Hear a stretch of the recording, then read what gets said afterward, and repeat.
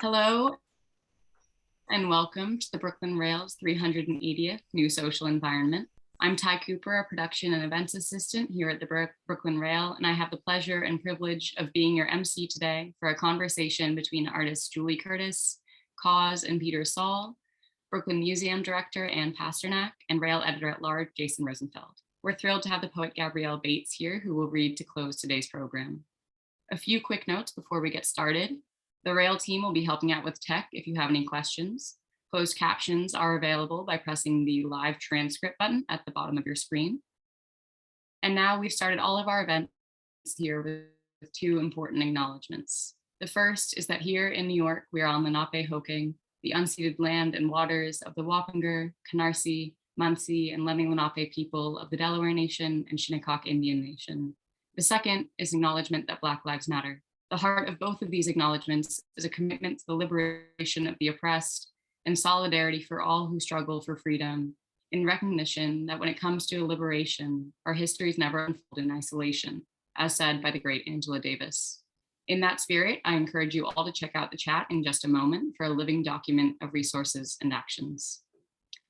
And now to introduce today's guests and host. French artist based in Brooklyn, Julie Curtis, focuses on the relationship between nature and culture in her figurative painting, sculpture, and gouache on paper, exposing and reworking female archetypes through a surrealist sense of the uncanny. Through the use of unexpected juxtapositions and an exaggerated portrayal of cartoon-like forms, her paintings are infused with a direct and deadpan humor, revealing the uncanny within the banal and the grotesque and surreal undertones of human characteristics and behavior. For 25 years, Brooklyn-based artist KAWS, Brian Donnelly, has bridged the gap between worlds of art, popular culture, and commerce. Adapting the rules of cultural production and consumption in the 21st century, his practice both critiques and participates in consumer culture. His survey, KAWS What Party at the Brooklyn Museum, featured more than 100 broad-ranging works, including new pieces made uniquely for the exhibition, along with his early career altered advertisements.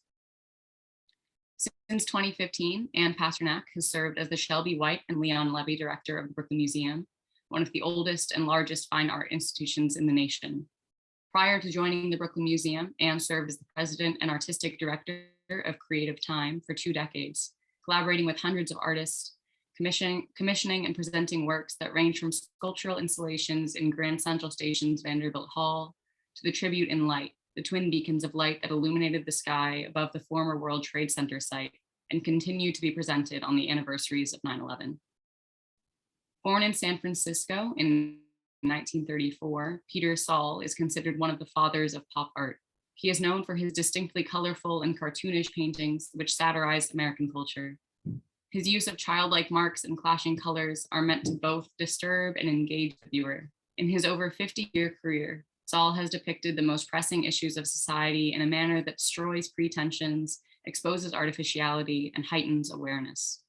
Saul was awarded the John Simon Guggenheim Memorial Foundation Fellowship in 1993 and received the Artist Legacy Foundation Award in 2008 and the Francis J. Greenberger Award in 2013. He was elected to the American Academy of Arts and Letters in 2010. And finally, but certainly not least, Distinguished Chair and Professor of Art History at Marymount Manhattan College, Jason Rosenfeld has curated the exhibitions John Everett Millay at Tate Britain and the Van Gogh Museum, Pre-Raphaelites, Victorian Avant-Garde at Tate Britain and National Gallery of Art, Washington, D.C., and River Crossings at Alana and Cedar Grove in New York. He is a senior writer and editor-at-large for the Brooklyn Rail. Jason, take it away.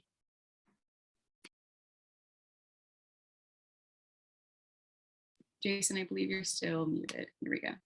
I got it. Thank you so much, Ty. Thank you, everyone at the Rail. Great to see you all again. I don't know how many of these I've done, somewhere around 20 now. Peter's getting up there, though, because Peter, this is his third, as I count it, third SAE, because we did one with him, and then and Sally showed up, and we did one with Sally, and Peter showed up, and now he's here again today. So it's awesome to have all these repeat visitors and also our loyal following. And I noticed we have people here today from Istanbul, Burgundy, Julie, Lake Worth, Florida, London, all over America and the wider world. So thank you all for joining us. This is a really exciting discussion I hope we will have amongst these three great artists and this wonderful museum director, all of whom have been doing extraordinary work in the past year, 2 years, despite the troubles of the world and COVID, and have been displaying their work in great numbers. So it gives me great pleasure to be able to do this. So thank you to the Rail team and everyone joining with us today. Julie Curtis, I first met virtually. We did the new social environment number 77 way back in July of 2020. This is of course number 380, remarkably. Peter and I did a Zoom in October of 2020, number 153, with Amanda Glibizi, and KAWS and I, or Brian and I, did an interview which was published in the June 2021 Rail, and I encourage you to read that. I think it came out really well, and we talked about a lot of stuff that hadn't come up in discussions with him before. KAWS, of course, is celebrating the recent close of the show What Party at Brooklyn, and his show, which is up now in Tokyo at the Tokyo First, it's called, at the Mori Arts Center Gallery in Tokyo. It closes on October 11th. Julie just had a show in White Cube in London called Monads and Dyads, which closed in June. And Peter had two shows uptown at Venus over Manhattan and Michael Werner Galleries, which also closed in June. And of course, Peter had one of the longest running shows in recent memory, the New Museum show, retrospective of his work, which went from February 11th of 2020, pre-COVID, and closed January 3rd of 2021. Wouldn't it be great to have an exhibit that lasted almost a year at a museum? But of course, sadly, it was not accessible for much of that time. So thank you all for coming. Everyone just say hello, please. You gotta unmute and say hello, please. Hello. Hi. Hello, Anne. Hello. Bonjour. Thank you, Brian. Welcome, Julie. Julie's working here with us. It's the late hour of 7 p.m. in France. And Peter and I see Sally. Yeah, you're gonna see the light slowly kind of come down. Get dark, yes, as summer closes. Yes. And Peter and Sally are joining us from upstate New York. So I'm gonna start the share screen and let's get chatting.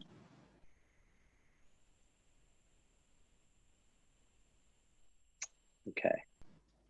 So that's just the introduction, and you can see where everyone's on Instagram. Who isn't on Instagram? Everyone's pretty good on Instagram, I should say. Also, I think it's one of the, after the Brooklyn Rail new social environment, Instagram is one of the most unifying forces in the art world. I think it's legit.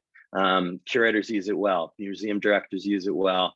You should follow Anne, everybody, and artists use it really in very interesting ways. I try in my own. So a couple shots of the show, which just closed at Brooklyn, which Fong and I went to see and had a wonderful day there. And then I had a discussion with Brian about subsequently. So maybe Brian, just talk about what it meant to you to have an exhibition in your home borough, and your first major show here in New York. Yeah, I mean, thank you, Anne, again, Eugenie Sai, and it was a great opportunity. Often, I feel like a lot of the work I put out is in, so many different outlets that it's nice to have a place to kind of bring it together and kind of show it in one passing. And to have it in Brooklyn, I mean, a place I can just ride my bike to from my house, was pretty amazing. I could, finally get some things that are people, in the city that I can see, instead of it being like, in Asia or Europe, or where a lot of like the other projects have been recently. So. And you could go to it, do it repeatedly, and you could visit it repeatedly. I could. Were you able to do that? No. Did you say, but I didn't? Yeah. No, Incommunicado. Times of COVID, it's a weird, it's well, you also get swarmed by fans. Well, that's what I mean, and I don't want to feel like a jerk saying like, I'm not going to take or sign this thing just because I basically don't want a stranger to hand me something. Yeah. So technically it could be a little complex.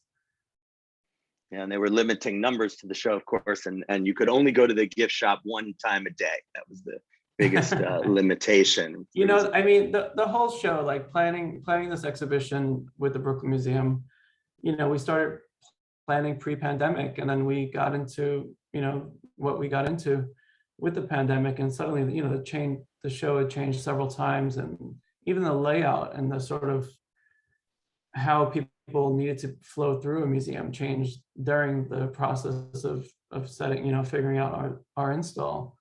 So the whole thing, there was challenges. I mean, the time that we opened, I feel like was very early for people coming out of their house and being comfortable in public. And, you know, for my opening, it's really the first time I saw a lot of my friends since lockdown.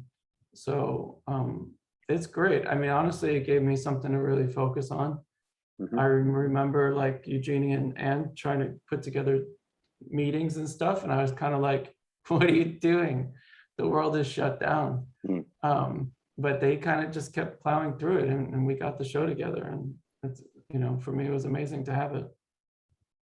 Yeah, we should mention Eugenie Tsai, who was the curator of the exhibition and the lead writer of the terrific catalog, which is now available, right? That catalog is available. I mean, even like something like that, you know, like publishing a book and how COVID affected all the shipping and production and everything. But now it's finally, I think, reaching shelves.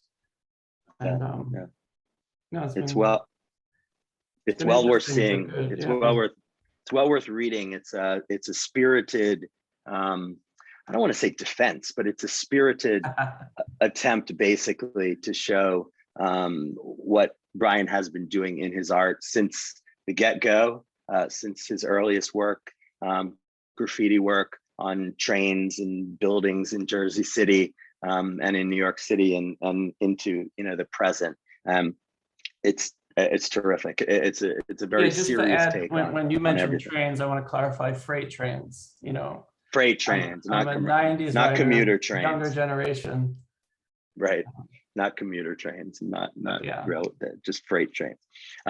And, you know, maybe Anne, could you talk about, and I'll show some of the images that we have the install, just talk a little bit maybe about what prompted you to do this show, which has been, you know, such a boon amidst all the COVID suffering and uncertainty. I think it's provided a sustained moment of uplift in the arts community, and as we'll talk about, in the broader community. Yeah, thanks, Jason. You know, I have to say I loved this show, and it did provide uplift, but I also feel like it provided more emotional complexity than maybe people were aware of, and it was affirming to people's, you know, sort of dualities of feeling, you know, sort of joy as well as tragedy. You know, there's all this duality of emotion and in Brian's work, and I think people really get that intuitively, that we can be, you know, we can be multiple things at once. So, you know, to answer your question, I didn't know Brian's work well. I wouldn't have said that I was a fan of the work, but a number of artists I admire urged me to go to his studio. And the second I got in there, my eyes were completely opened, and I realized I had been a complete jerk. You know, Brian's technical ability is off the charts. It's just undeniable. He's a bold colorist, unlike anyone else. Somehow or other, he makes painting completely his own. And, you know, I like that these, you know, sweet cartoons that we're also familiar with have a real dark side to them. And, you know, I just fell in love with his creative, generous spirit. He doesn't care about the taboos that art must only be in a white wall gallery. He wants to connect anywhere for everybody, you know, whether it's his early graffiti work or his new hot air balloon or sculpture orbiting the earth or sneakers or, you know, just great paintings in museums and galleries and sculptures. And so, you know, he's really had his finger on the pulse of a huge cultural moment. And I think much like Warhol and Haring did, and it deserved serious look and appreciation. And, you know, people get it. His audiences are devoted. The only time I've ever seen such passionate audiences, I think, was maybe around Basquiat. I mean, people literally come to the museum with their KAWS tattoos. They've painted their outfits. They get dressed for the experience. Brian is really, his work is really important to people. And You know, I love that he's kind of democratizing who gets to, you know, have passion and love and say and participation in the art world. So there were a whole bunch of reasons when I, you know, came to the studio. Artists were the ones who were like, he's serious, take a look at the work. And I went in there and I was like, oh my God, the work is pretty incredible. And it took me maybe 5 or 10 minutes before I knew we were going to offer him a show. And I'm really proud we did. So thank you, Brian, for working with us and trusting us on this project. Thank you. I think the comment about Basquiat is absolutely apt. And the show that I think about that has a similar resonance was the Alexander McQueen exhibit at the Met, because the McQueen exhibit, which, you know, if not for COVID, this show similarly would have been thronged with people. But there was an audience that came for that was very different from the audience that traditionally went to art museums. It was extraordinary, and there was such a buzz about it, and you could tell that it meant a lot to people. Obviously, even people who clearly could not afford to buy his clothes, right? You know, Jason, I think it's such a good point, and I just want to say that you know, I think the art world has far to go in recognizing that, you know, they can be arbiters of taste or, you know, whatever interpretation that really excludes a lot of people. And what we see with an exhibition, you know, like costume exhibitions with Brian, is that there are people who are visually and culturally really very sophisticated in their areas of interest, who should have work that speaks to them within our cultural institutions. And that is a very big audience, a very diverse audience, and a growing audience. And it's time for the art world to really wake up. Yeah. And it doesn't mean that there's a stepping down from quality or, you know, in any sense. It just means an expansion of, if you want to call it a canon or what have you, but it's that kind of experience that people are getting from these works. And, you know, just the image we have on the screen now, these are some of the earlier works that Brian did and you installed in bus shelters and on the street. And that idea of a kind of generosity of sharing the work and then making it, you know, kind of special to experience it in your everyday environs is something that in the conversation that we had for the Rail very much came out, and you're still doing it. You're still doing it. I mean, we're going to show images of some of the public art in New York, and people should know that this was in sort of in part of the gambit from the get-go, that it was always about connectivity and community. Julie, Peter, if you want to just jump in if you want. You don't have to, but don't worry about interrupting me.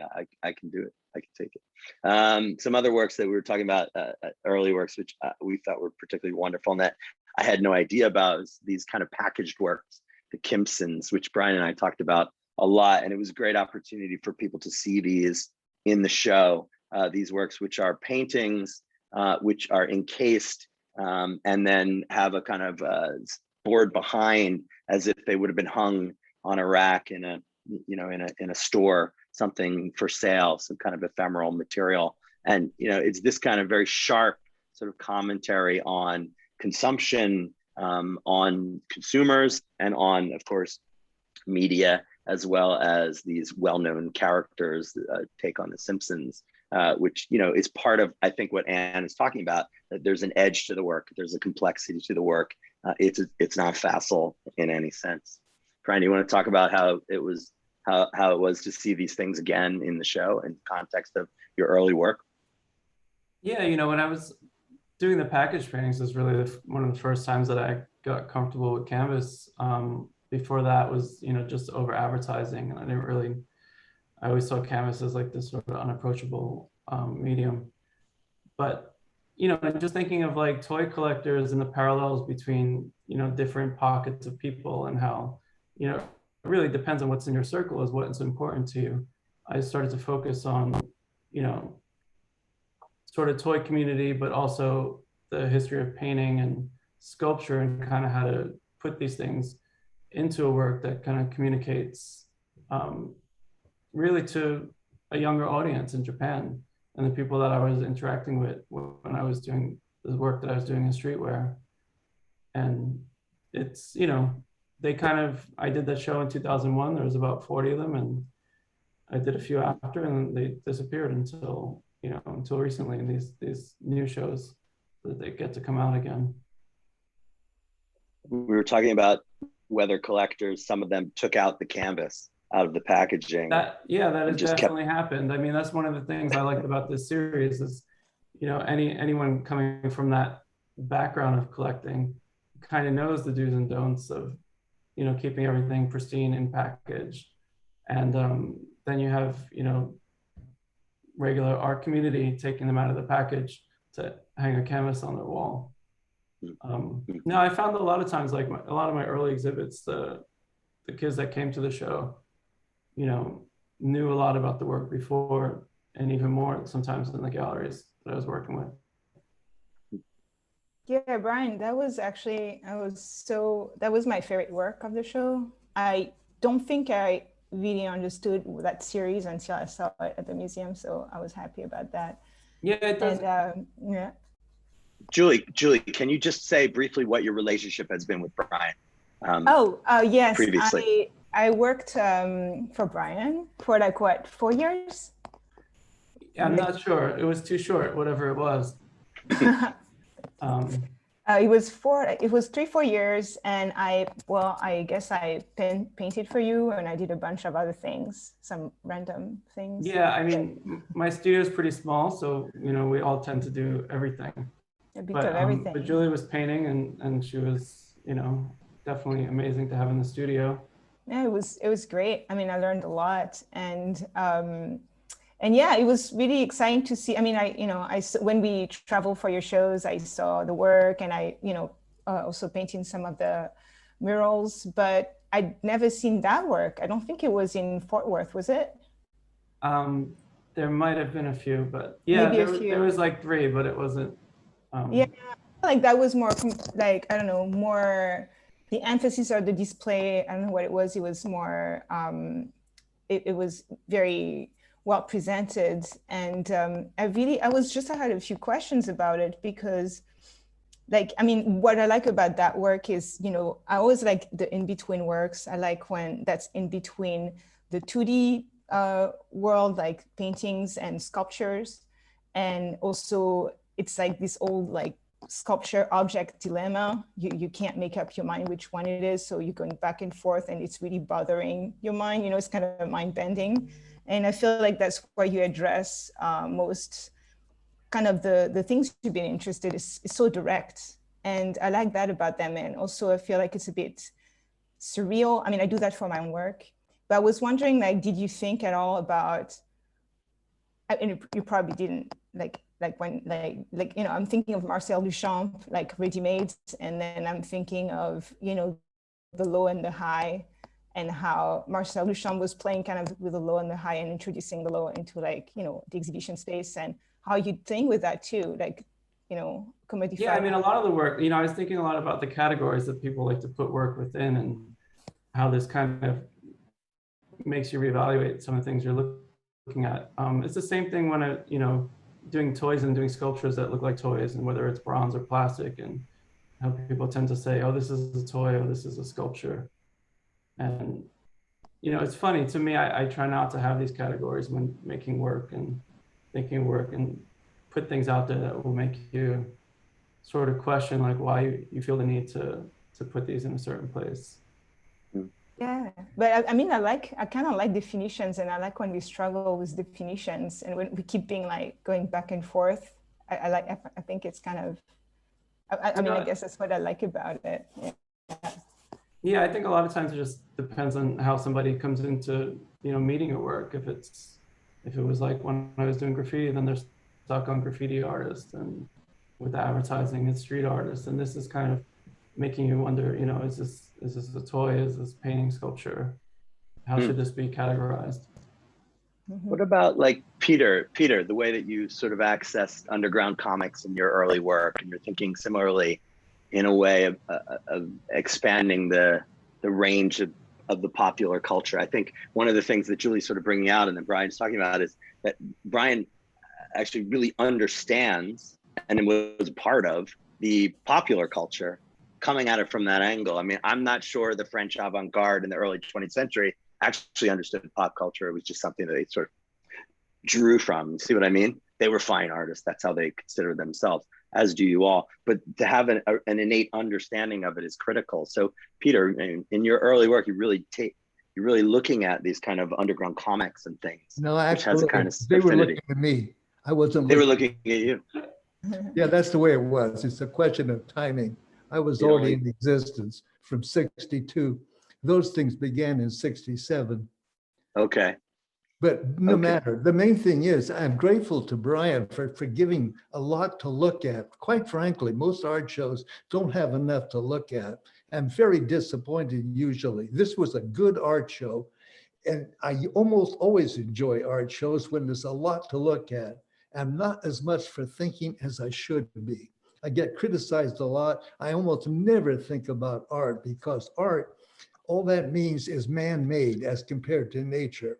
That's all it means. All the other meanings we inflict on art were put there by college professors in the United States, mostly, who wanted to have something to talk about in the classroom, which I understand. That's perfectly okay, but it doesn't matter to me. So when I go to an art show, I want something to look at. And Brian's work was a lot to look at. I was quite amazed, quite frankly. If I have a negative feeling, I don't have any negative feeling. No, I don't think so. I mean, I'm just positive and relaxed. I like it when other people just do their art and I do my art and everything's okay.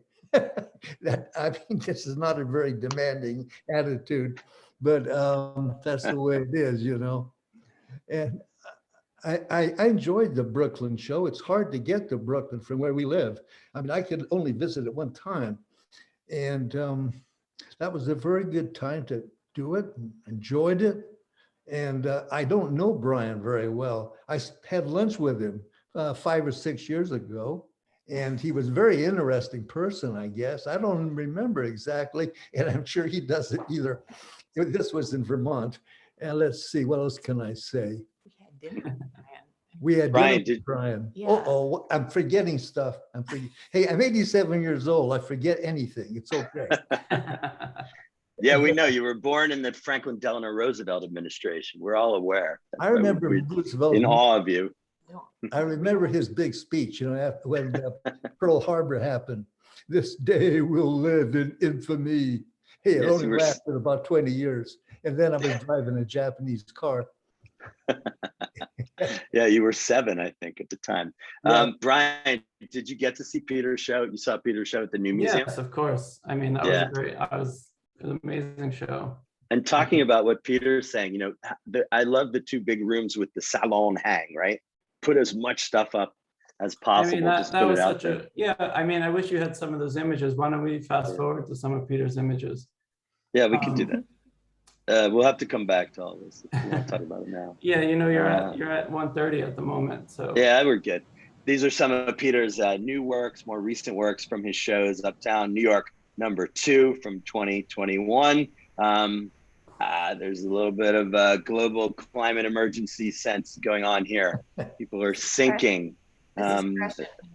Yeah, there it is. And then the next one is one of my favorites, Nature Fights Back. This 2020. is trying to say something positive.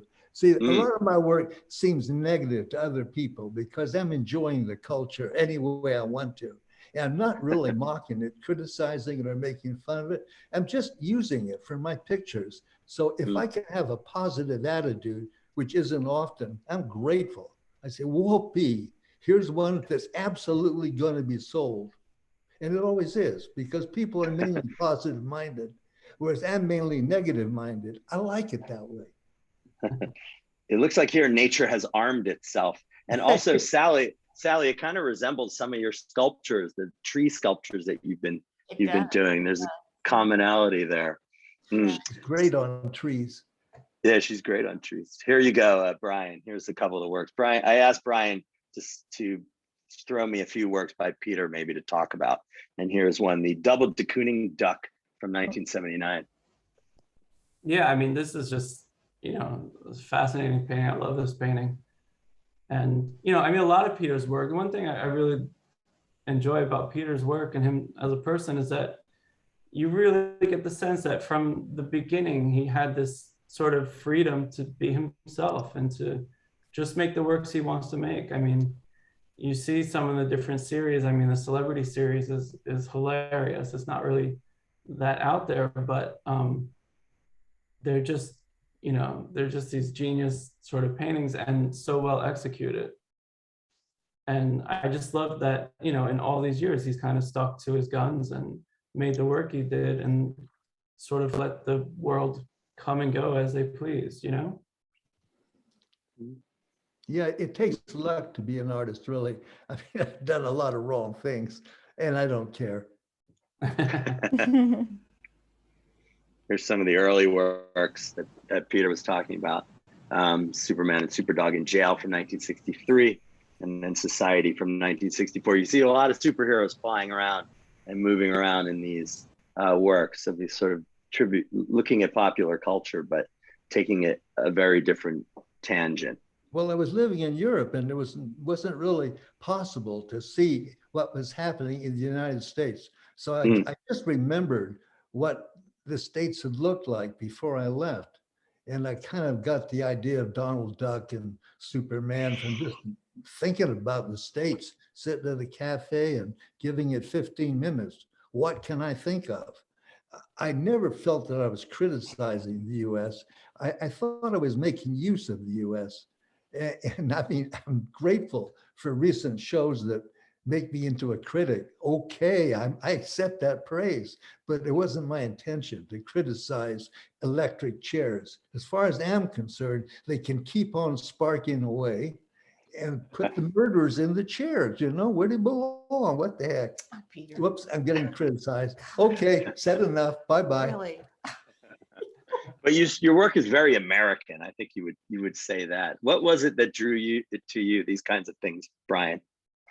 You know, Early on. when you look at the work, I mean, they're just great works to look at, but then you look at the dates and you start to think about everything else being made around that time. And then you're completely blown away. You know, you can't find anything like it. You know, the only thing that was happening in this realm, I think, would be in sort of cult comics. But, you know, to do it at this scale and in painting, and first, in a lot of cases, it's really, you know, I think the more and more people see and understand Peter's work, the more they're going to realize how ahead of things he is. And like the comics community, the popular culture community was slower, I think, to recognize it in a sense, at the same time that he was accessing it, but it was finding its way into art exhibits, obviously fine art exhibits and fine art venues and museums and galleries. Mona Lisa Throw Up Pizza from 1995, and Businessman / Young Executive from 1980, which is a particularly chaotic, anarchic, wonderful painting on the right. Gee, if you like it that well, I'll make another. Go for it. The subject has not gone out of style. It's still relevant today. I mean, I find the work so American and very political, even, you know, and deeply ironic and sort of in a grotesque way, in a wonderfully grotesque way. The show at the new museum was such a thrill. Well, I'm glad you liked it. Yeah, and the new work also is great.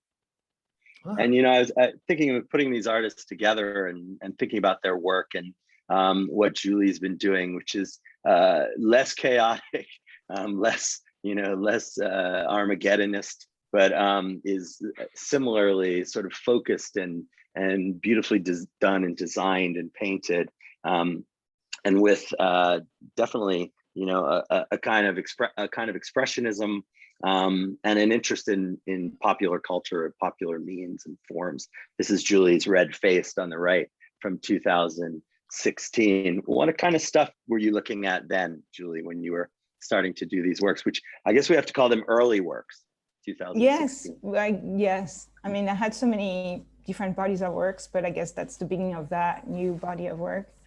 Back then, I think I was looking a lot at the Chicago Imagist,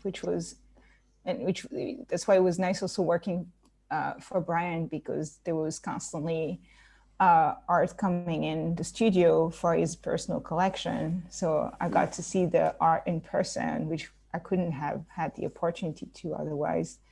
So that was great.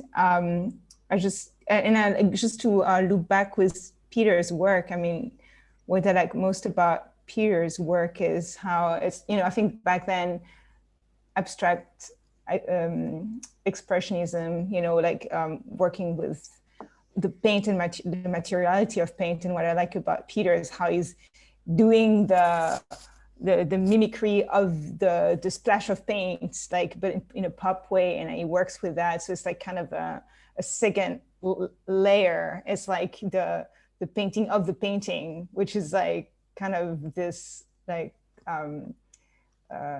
thing into the thing. That's like kind of mind bending. But yeah, like what I was looking at when I worked on that painting, I was actually looking at a lot of Brian's work because I painted for Brian, and I realized something quickly because I don't know if you, the viewers noticed, but Brian paints scenes that are pretty flat, but then there's also a shadow that he adds to all his shapes.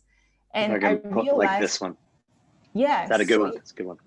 Yeah, here you can see the shadows. So you'd have the color and then the shadow color, and we would have to paint the shadows. And that made me realize, painting shadows all day long, that I didn't paint any shadows in my own work.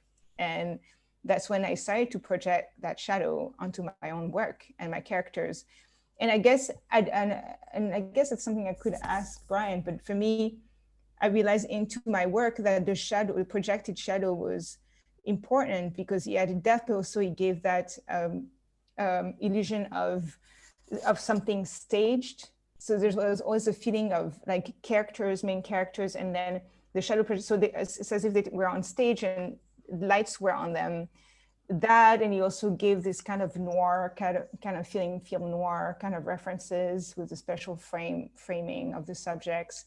So I guess adding the shadows really added a different twist to my work that wasn't there before. But I was wondering what was Brian's own trajectories with the shadow painting. No, I think that they added depth, and I always think of the paintings, I think of these layers, and I want it to feel almost sculptural, like you can walk in and around and through it. And, I think you can only really achieve that when you're working in flat paint, when you're doing shadows of this way. I try to have it just go unnoticed and have it more just have a feeling of depth. Yeah, for you, I feel like you're using it a very formal way. Yeah, like I'm thinking in this, there's this reclining figure, and I'm imagining, walking around it or seeing it from the back side or front side. And it's funny now with the works with augmented reality, we can do that. We can make these 2D graphics that exist in a room space, and you can walk around and experience it. It's really kind of opened up a lot of new opportunities. Right, yeah. It's funny because the shadow is not working yet with the AR work. Like I was talking with the AR company that you work with and that you're invested in, Acute Art, and I was like, you can plug it. You should plug it on here to give us more details about it. No, really, so people can find it. Go ahead and talk about it a little bit. No, I mean, Acute is a company, I met them a few years ago and just started working. It's Jacob DeGeer and Daniel Birnbaum, and Rodrigo's an engineer, and they do amazing works in virtual reality, augmented reality. And I just started getting very interested. At first I was a little hesitant because I wasn't I don't know, I never really want to make something that is just to use like a new technology. I don't want there to be a gimmick aspect. But when they showed me the abilities and kind of how kind of fluidly it worked with all my other work, I have the same conversations with them as I do with the foundries I work with when we're talking about surface and, the way the light should reflect. We're talking about the surfaces as if they're painted, and, you can really just dial it in, and it's just become another sort of outlet. And recently I introduced Julie to them, and she's created a work that I hope she's happy with. That, but it's I should have showed a picture. We should have brought a picture in. Hey, these no, I don't have any photos of the augmented reality, but people should go to Acute and check it out and engage with it. They're fabulous. Thanks, Ty. Ty just posted it in the chat. So I should note the painting that we're looking at here is a more recent painting by KAWS, not one that Julie worked on, but you could see the use of the shadows. And sometimes I find the shadows in these paintings give you a heftier sense of the form than the visualized form or the painted form, because it's so complicated. And people should know these are all done using sort of schematic diagrams with charts with paint numbers, which KAWS does just in his mind somehow, and then it results in these big paintings. These are quite large, these paintings. They were one of the most extraordinary things in the show. And maybe you want to talk a little bit about the paintings, because the most recent paintings I felt were really gripping and extraordinary. And if you watch films of Brian online painting, you'll see what Julie is talking about, this extraordinary technique, no masking, no tape, freehand painting straight on to the canvas. It's amazing. No, it's brilliant. I know Peter's laughing. He's doing the same thing. Years ago, like, over 10 years. No, because over 10 years ago. One thing, Peter. Julie Curtis, these pictures look good to me. I like them. Julie. Thank you, Peter. That means a lot coming from you. I love your work Peter. and Sally's work so much. Go ahead, Brian, what were you saying? Oh no, I was saying years ago, Peter came and saw some of my paintings, and I think he says something like, "You need to shake more," or something along the lines of like, "It should be more I'm jittery." sure it was the wrong thing to say, but what the heck.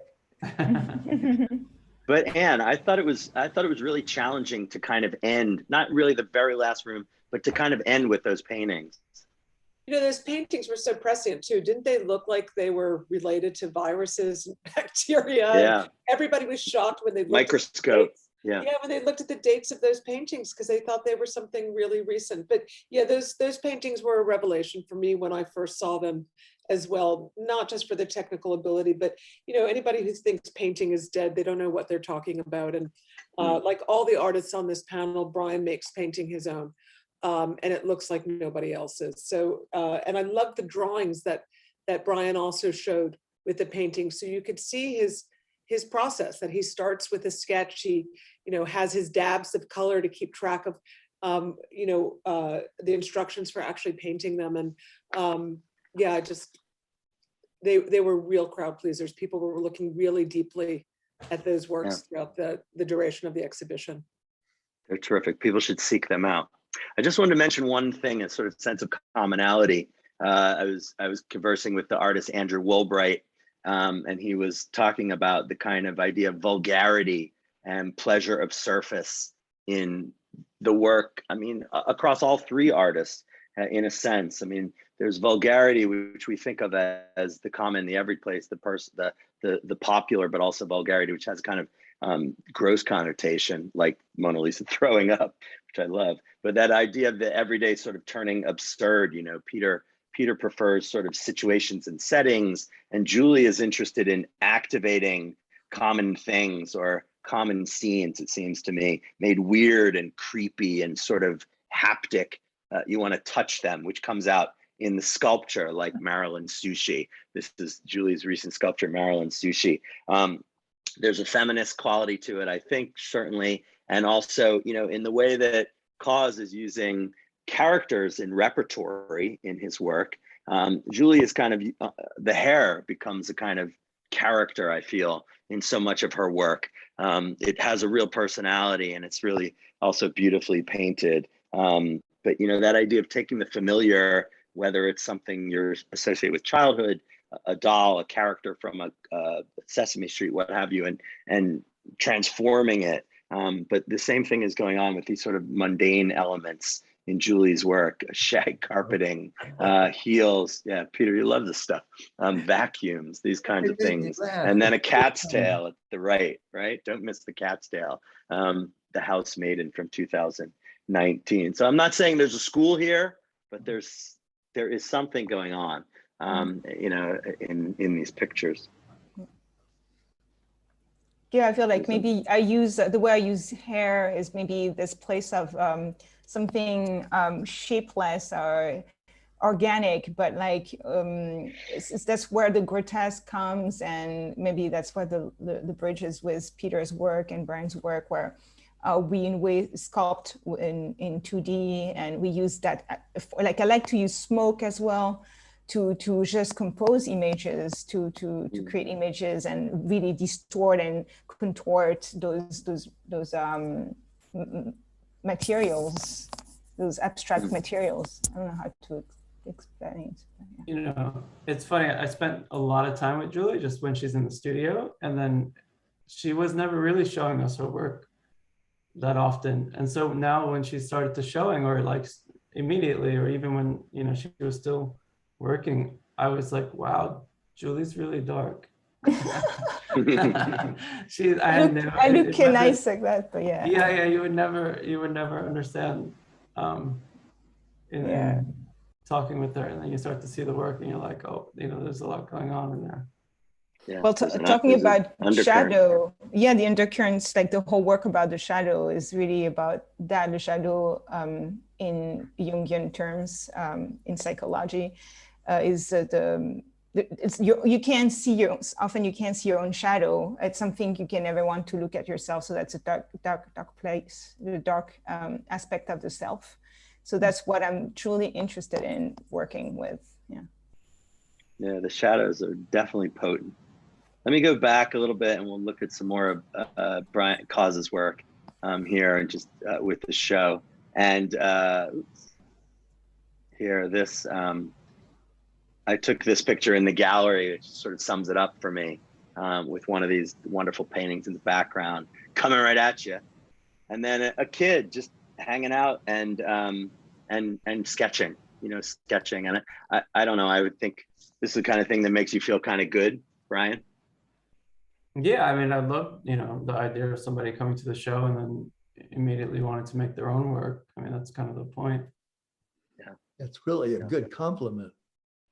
It is, right? There were lots of kids there hanging out. Just were you that kid, fun. Brian? Were you that kid with your little sketchbook? No, honestly, I wasn't that kid because I didn't get to really go to a lot of museums and galleries when I was young. Yeah.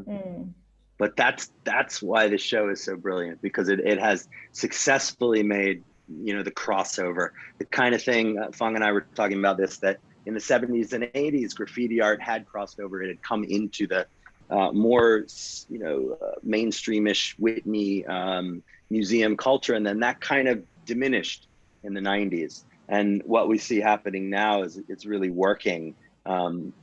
You've found a broad fan base. There's a real commonality amongst the things that you're doing. You making these meticulous toys, these fantastic sculptures, which you see here in the final gallery of the exhibition, and these sculptures which have been put all over the world, the holiday series all over the world, and even up into space. This kind of successful crossover and back again between the fine art and popular worlds.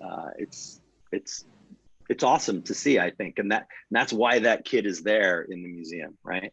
And then maybe that kid is going to go and look at some of the other wonders of the Brooklyn Museum and experience stuff in a broader sense.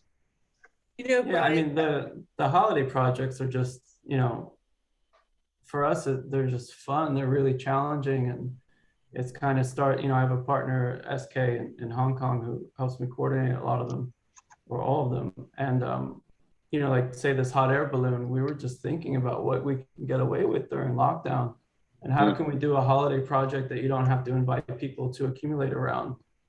And so this is the end result. When things do open up, we will plan to kind of have these, this piece travel to different countries, and sort of, I like the idea of people in their normal day setting suddenly experiencing a work go by. For me, right. It feels like it brings me full circle with kind of how I first started putting my work into the world. Yeah, that sense of surprise.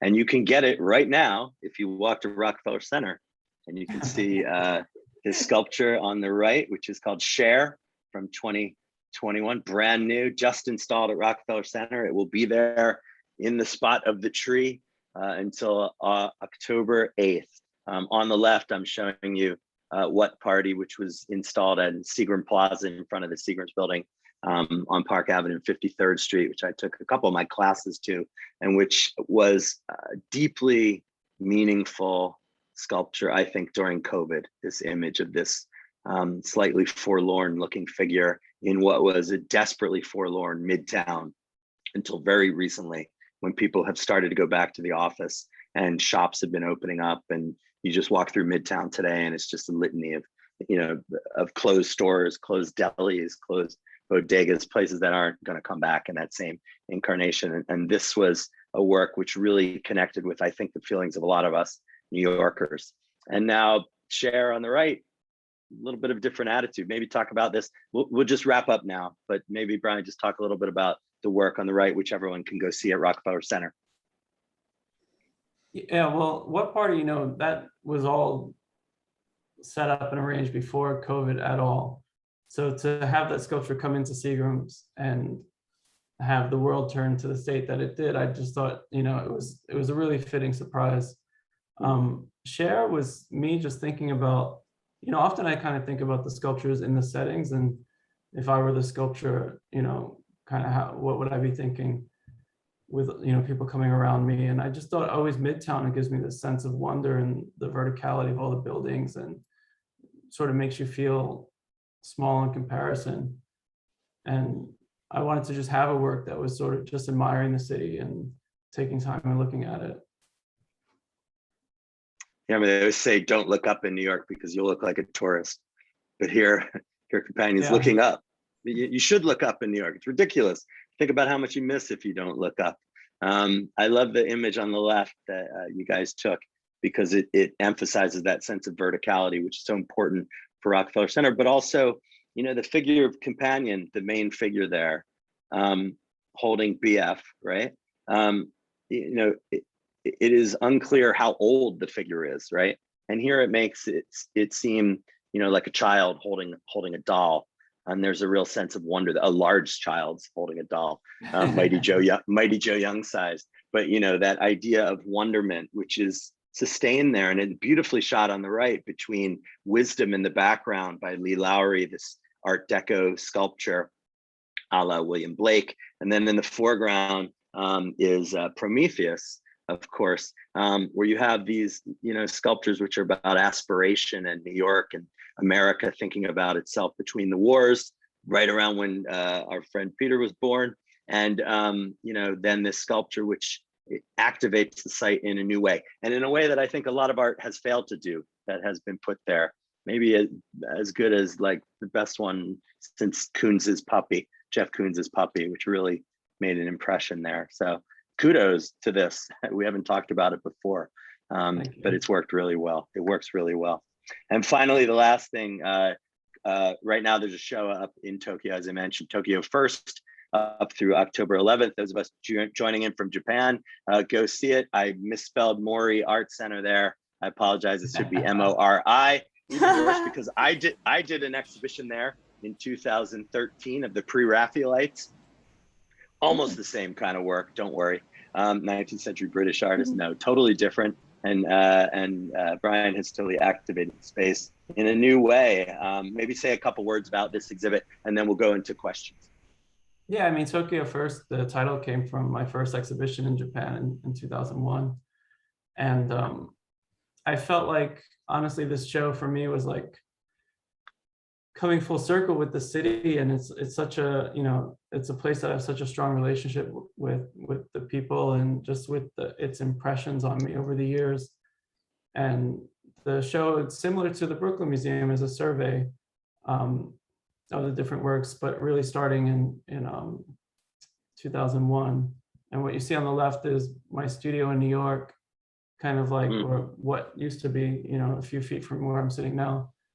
And I guess this has become, something I shared a lot when people come over to visit. They come and hang out in the studio, and I kind of wanted to put that intimacy into the show in Japan.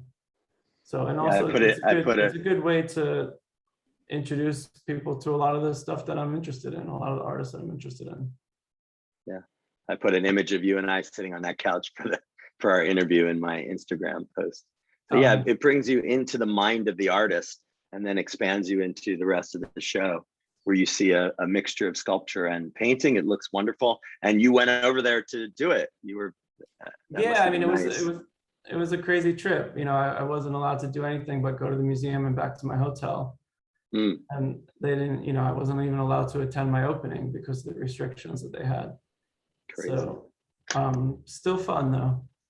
Yeah, I remember the painting at the back here that was in progress in the studio when I came by. These amazing new works, and we can't go into it, but a whole new theme coming out. More narratival, I would say, than in some of the previous paintings.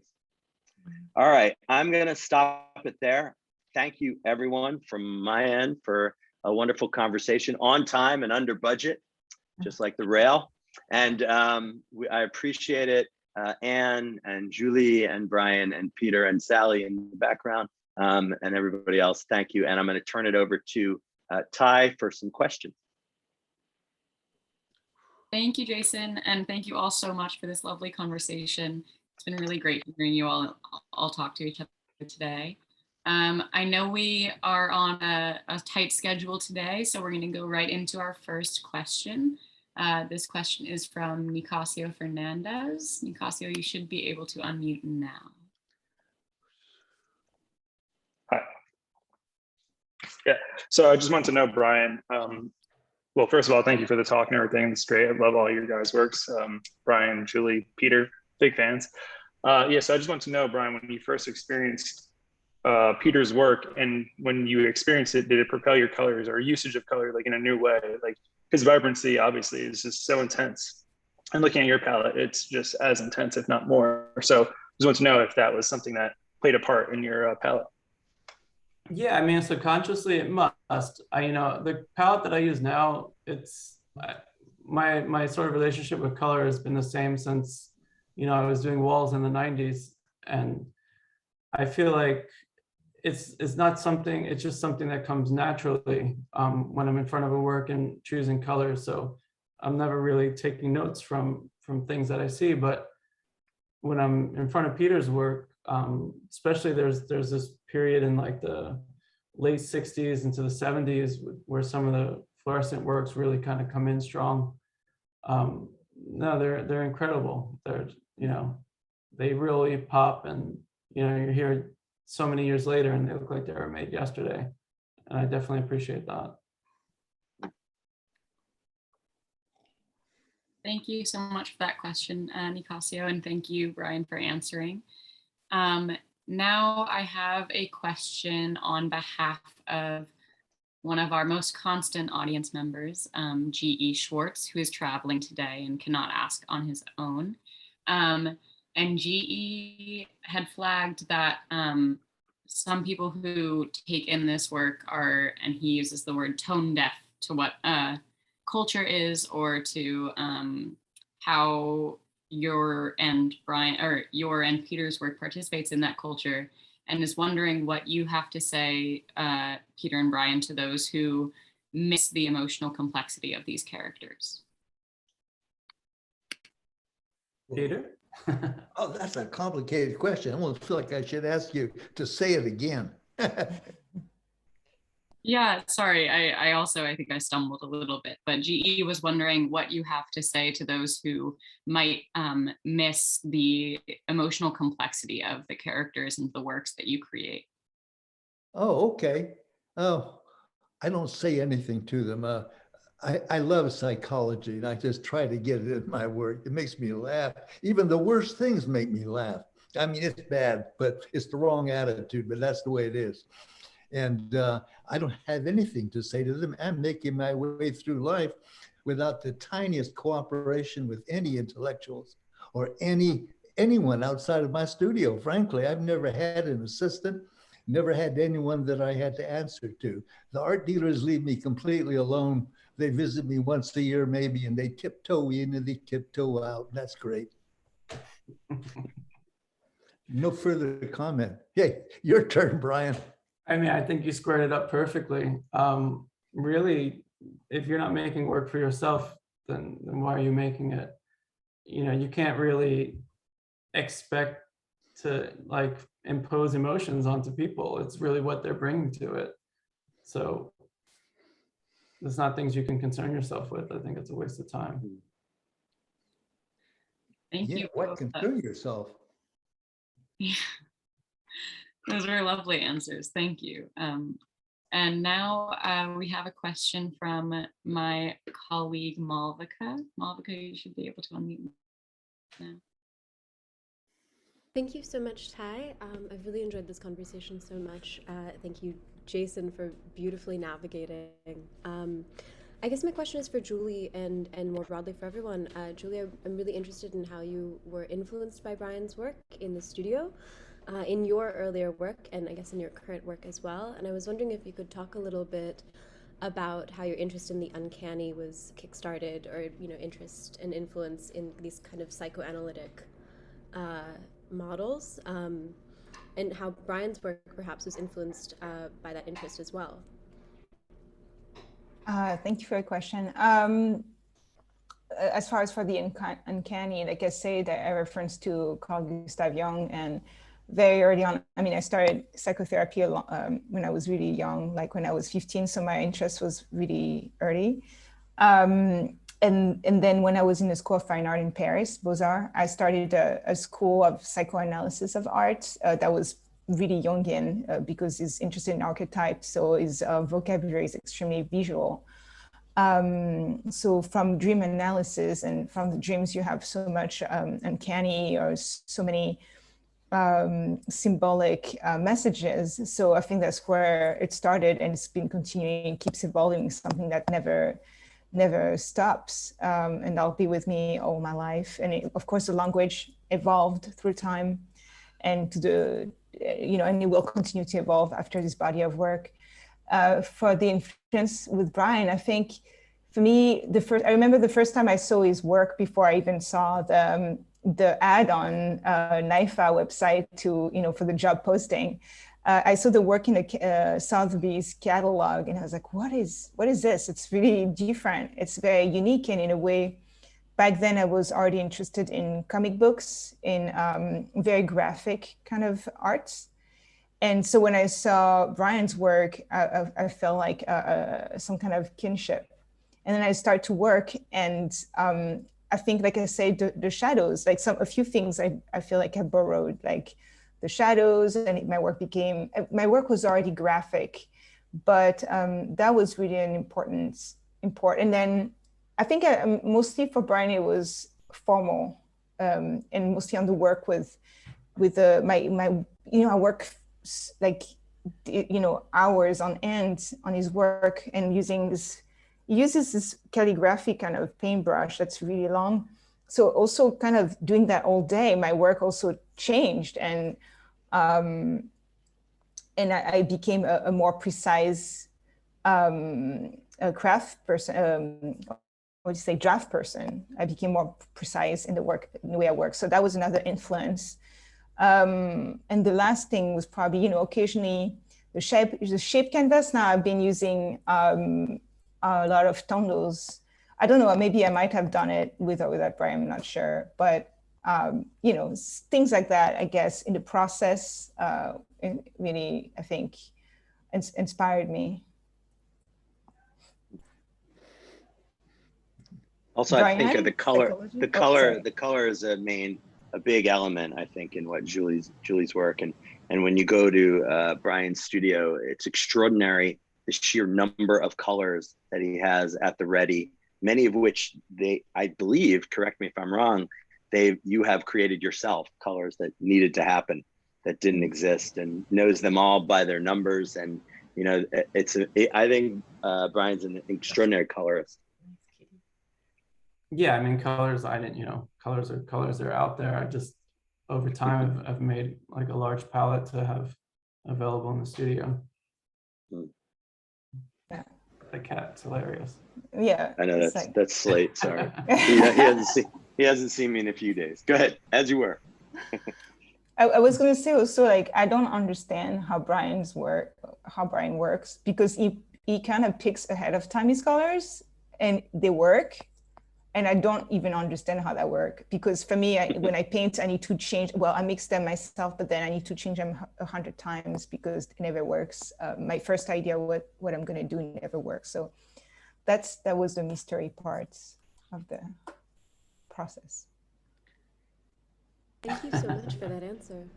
Plus, I should note also, don't just think of painting, right, Brian? He gets the color in the sculpture and the toys.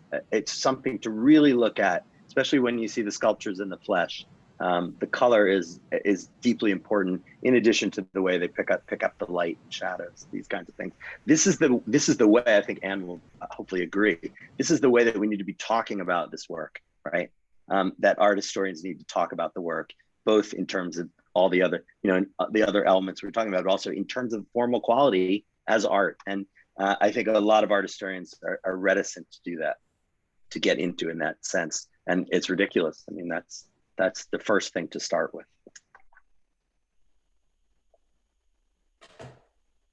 Thank you all so much and for participating in that question so wholeheartedly. And now we have our final question and remarks from Fong Gui himself. Fong, you should be able to unmute now. Thank you. Thank you, Ty. Thank you, Anne. I know that Anne had to go soon. Hey, Brian. Thank you, Peter, also. And Julie tuning in, so nice. I think Anne was right early on, the amazing courage and clarity in seeing Brian's work for what it is, and basically pointing out how our artwork needs to think broader beyond what is considered, as this perpetual canonization of these narrow accepted precepts and standards as tastemaking. I just couldn't help, but I remember the show that Kurt Vanderdoe did at MoMA in 1991. Yeah, it was High and Low, and how it was attacked aggressively by every critic in New York City. And it's now considered to be one of the most important shows there ever was. In making that argument, High and Low, that we now take it for granted, no more, no less, that Peter's work had been neglected, just as Philip Guston was too when he turned to figuration around 1970, and ended up, I think his death was 1980, so that's a whole decade. But Peter's work is now considered to be almost the master. It is a master. Peter is a master. So there are things that I think that we need to be perpetually reminded. The similar way I remember also, I have less regard for more Norman Rockwell, because that's how we've been taught in art school. But remember the show that Robert Rosenblum did at the Guggenheim, 2001, changes our mind a great deal about Norman Rockwell. And similarly, not that long ago after that was Robert Stewart's show that you were in, Peter. He did for Santa Fe, it's called Disparity and Deformation, Our Grotesque. You remember? Beautiful show. Too bad it couldn't have come to New York. It was a time when New York wasn't ready really. But I believe that this kind of strand of assimilated conformity is very much in the American puritanical culture. There's people who very readily to conform anytime then they told what to do. But I believe what Anne say is right. It's broadening up, and I think the show at Brian at the Brooklyn Museum, it was very courageous affair. It certainly opened my mind and my eye as well. So these are habits that we need to break through. We need to somehow change. And it just happened in a very interesting time, which is in the middle of the most profoundly human experience that we've gone through together, namely the pandemic. And there are times like now that it's given us an opportunity because we are forced to be slowed down. And I think that's what happened too. Seeing Brian's show had given me the occasion to think differently, and going back to Peter's work, and then now looking at Julie's work with different lens, which is what make it wonderful in the relationship with art. Even my recent interview with John Curran, there's a strong strand and reference to American cartoon. And there's certain violent treatment in the human body, the scale and the proportion. I find that very similar to the way Brian had deployed the similar pictorial, and the same thing with Peter. So it's really wonderful that we can talk like this in a very open way. So thank you so much, Jason. Thank you, Peter, Julie. Brian, congratulations on the show in Japan, Tokyo. And congratulate to Anne too. And also my old friend, Eugenie Side, for the amazing curation. I can't wait to read the essay.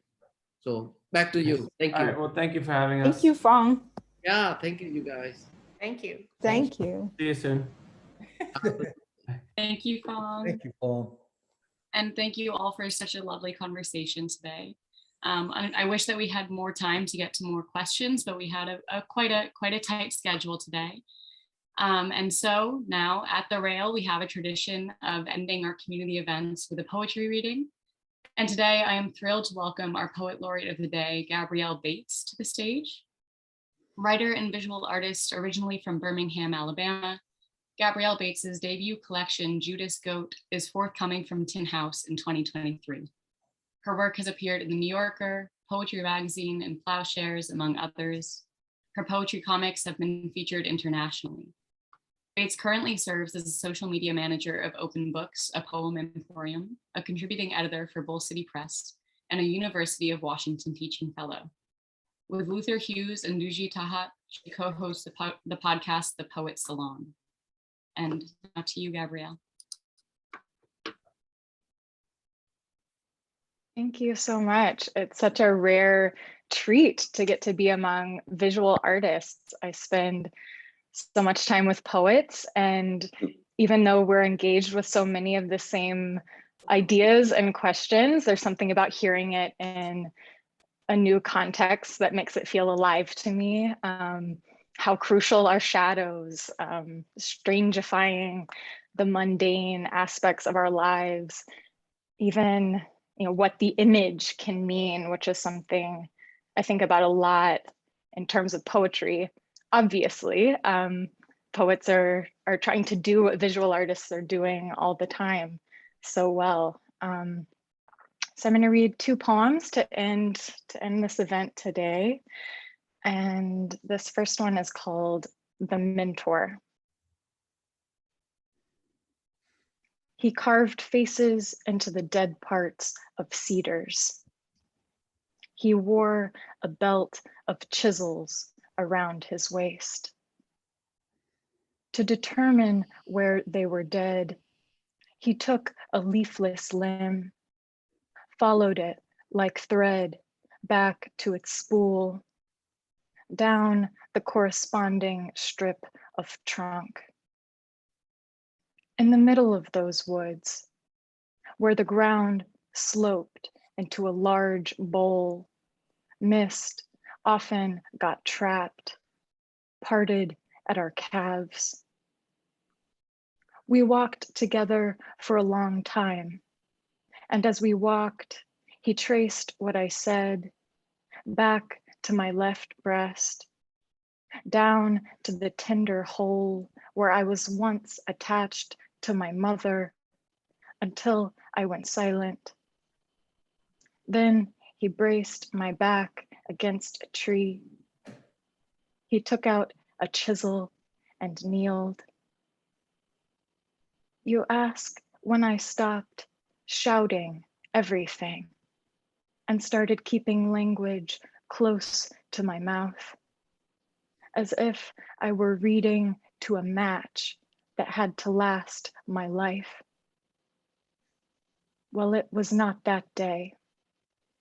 That was much later, after the trees had all been cleared and the earth leveled. When I stopped begging to be believed and started telling the truth. No man was there.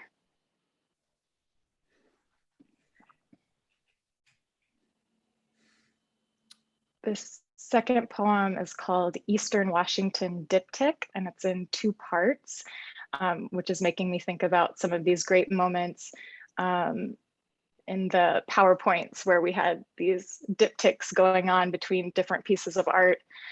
And this poem is really born from a frustration that I think artists across many disciplines can relate to, a kind of frustration with one's own aesthetic leanings or rhetorical tics, whatever you want to call them, just the things our obsessions, in other words, our aesthetic obsessions that can be really life-giving, but can also be so frustrating when we want to do something new or break through them.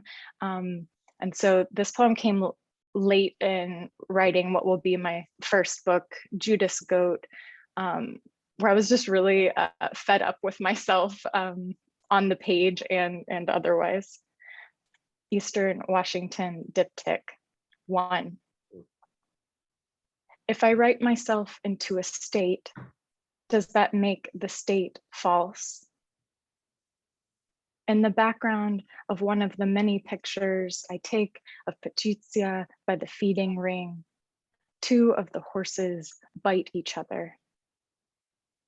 Without violence, how do I understand my life as meaningful? As if the only tool I owned for finding truth was a knife. Go as far as you can with that tool, says a voice in my head, then bury it and pick up something else. There are so many narratives, and each one obscures meaning. I cut a slit in a sachet of cedar-scented salts while the bath steams. In the clean white tile on the ceiling, I look like I'm in a coffin designed for someone shorter. My aunt, her heart's valve, replaced and replaced and replaced and replaced. I carry a wisteria pod from her old house in my backpack, but I can't decide on which scripture to say when I lie down to place the seeds from it over my eyes. I have been trying to decide for 2 years. 5 p.m. and already the foothills wear a varnish darker than my fingers. Time and place are traps. A gray tongue groping under the lowest wire. Flames leaping through the grate to Vivaldi. My soul punches a shape into the stiff white grass and I freeze. Patrizia takes off her sweatshirt and the birds and the alders get louder. My mother texts to ask if I have a minute. My mother, how do I grieve the loss of something that's been returned to me? Forgive me. I am still learning how to know when a human will improve a scene. Alone in bed, I crop the photo so only the animals show, with their mouths open, as if singing. 2. The card pulled from the deck claims you stand at an impasse. Branches overlapping at harsh angles, rain of a city on the other side. You bristle at the obvious, but sometimes it's helpful. How can you go toward what you're avoiding? Can't connect or won't? Back inside, by the fire, the heat desiccates your eyes, but nourishes the imagery. Take, the Lord said of metaphor. Take, eat. Is this the failure at the heart of your method? Symbolism? You often feel the urge to turn here to an epiphanic direct address. Oh, you. Orange glow in the corrugation of an ear. Oysters on ice in a plastic bag. One at a time, blade swiveling, severing a shell's hinge to reveal the valve. A napkin across your lap, catching the brackish water. What if you were not so careful? Thank you. That's it for me. Wow. Lot to give. Yeah, really. Excellent. Thank you. Thank you so much, Gabrielle. Those words were amazing. Thank you very, very much. And thank you, Brian and Julie and Peter and Jason and of course, Anne, for this amazing conversation today. And thank you all who tuned in today and for your incredible questions. As always, we'll share the recording of today's program in our YouTube archives, so it'll be available in a day or two if you'd like to revisit the conversation. A reminder that we at the Rail do this every day, so please join us again tomorrow at 1 p.m. for another incredible installment of our Radical Poetry series, curated by Forrest Gander. And now you can all turn on your microphone to say goodbye and thank you and hello as we leave. Thank you. Bye. Thank you. Thank you. Everybody. Thank you, Gabrielle. Thank That's fabulous. you. Thanks. Wonderful. Thank you so much. Thank you. Thank you, everybody. Thank you, What Julie. an honor to meet you. What an honor. Thanks, Thank Anne. you, Yeah. Great poetry.